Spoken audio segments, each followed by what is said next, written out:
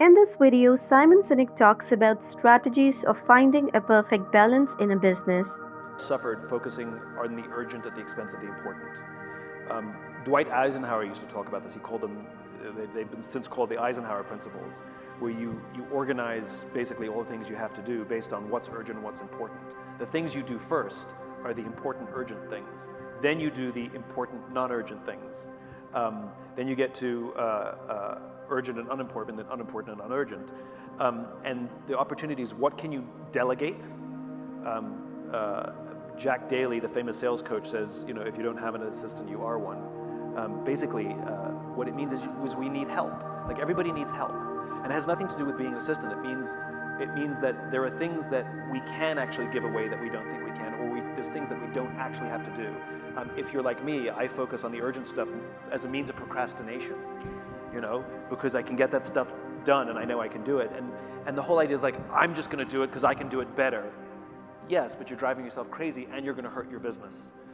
There may be a short-term dip. Like, one of the mistakes that she made was, how can I focus on everything and make this transition without losing anything? Well, if you're going to start to delegate and teach somebody something, there may be a short-term dip in performance. But that's only while there's a learning curve. And so ultimately, you have to accept that. There's no such thing as teaching somebody and maintaining steep growth. And you cannot go back to the, I'll just do it myself. You have to make a decision. What are the things that I have to work on and only I can work on? And what are things that I can delegate, automate, ask for help, outsource? And the more you can do that, the more you learn to ask for help, the more you start working up and out versus down and in. One of the things that I found helpful as well is to think of myself as my own employee, right? So I have two hats. I'm leader hat and I've got doer hat, right? And so I'll make decisions as to, like, okay, I'm in leader mode now, I'm going to focus on up and out, I'm going to focus on networking, I'm going to focus on strategy, and I accept that doing will have to come a little later, and then I put on my doer hat. So I sort of like force myself to recognize that I'm focusing too much on urgent at the expense of important. So I remember that I have two hats, that I have to wear both. Business owners own small businesses. Entrepreneurs solve problems. There are entrepreneurs in big companies. They're entrepreneurially minded, right? They're problem solvers. They're a little more maverick than everyone else. There are people who have small businesses who are not entrepreneurs. They just run small, healthy lifestyle businesses. It's perfectly fine, but they sort of go through the motions. And so I think there's a couple questions, you know, which is, if somebody wants to start their own business, I think they have to be brutally honest with themselves as to the reasons why. Because an entrepreneurial venture is balanced, just like having a job is balanced. Like, when you have a corporate job, you work for an established company, you know, your highs are not that high, but your lows are not that low. It's balanced, right? Like, a win is exciting, but a loss, you know, it's over here. When you do your own thing, the highs are amazing, and the lows are excruciating, right? It's balanced. And so everybody wants this, but not everybody has the gut for this. And so I think somebody has to recognize that it's the thrill of the journey, because you may not make more money than you used to make. And so the question is it worth it? And you may be working more hours than you used to for the same amount of money. So the question is, why are you doing this? You have to be crystal clear why you're doing this. And if you are clear on why you're doing it, and the reasons are compelling, meaning you're running to something, not away from something, then quite frankly, the risk seems to just go down. You start to feel like, I have to do this. I have to give it a try, you know? And we're very lucky that we live in the United States, because in the United States, we love the try. You know, if you live somewhere else, you know, in Europe, for example, people look down on failure. And so people are more risk averse. Here, if you try something and it doesn't work out, we're like, freaking great, you know? We love that.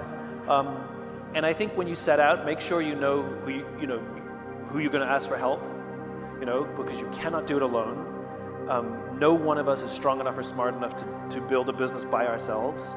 And I don't mean we have to hire people. It means we need support. We need emotional support. We need advice. We need people to lean on. We need people who've done it before. It doesn't mean we follow all the advice, but we have to be really good at saying, I don't know and I need help. And if you have that nagging curiosity, it's kind of like, you know, you saw something in a store and you're still thinking about it, maybe you should just go back and buy it. It's the same thing. Like, if you're still thinking about it, but you're doing it for the right reasons, You're not doing it because I hate my boss, I'm just going to start my own business. But you're doing it because you believe you have a better mousetrap, because there's a better way of doing this, that there's a problem you can solve that hasn't been solved, or you just believe you can do it in a way that nobody else wants to do it and you're frustrated, then it's the greatest, most exciting, scary, wonderful, awful, fantastic, brilliant thing you'll ever do. All at the same time. Yeah. Simon Sinek is a well-known author, motivational speaker, and marketing consultant who specializes in leadership and company management. In his book Leaders Eat Last, Simon Sinek discusses the importance of achieving balance in business and why it is critical for any organization's success.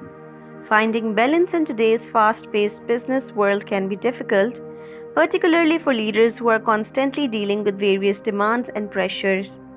However, finding balance, according to Sinek, is critical not only for individual well-being, but also for the general success of the organization. Looking for balance in any company can be difficult. Effective prioritization and empowerment of others are critical for keeping your eyes on the present and the future. Finding balance is important for leaders because it allows them to make better choices. When leaders are stressed, tired, or overwhelmed, they are more likely to make rash choices with negative consequences. Leaders who are in balance, on the other hand, can make better choices that are in the line with the organization's goals and values. Finding balance is also important because it improves efficiency and creativity. Employees who are stressed or overworked tend to be less productive and creative, which can have an influence on the organization's success. Employees who are in balance, on the other hand, are more productive, engaged, and creative, which can help the organization accomplish its objectives.